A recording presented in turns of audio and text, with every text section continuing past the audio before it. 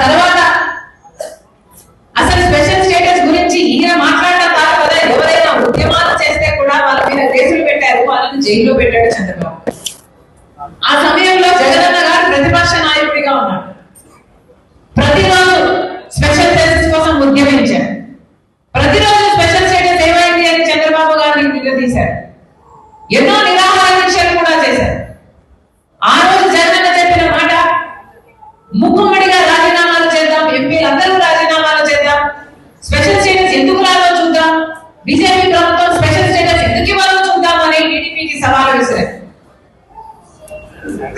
ఆ తర్వాత జగనన్న గారు ముఖ్యమంత్రి అయ్యారు. జగనన్న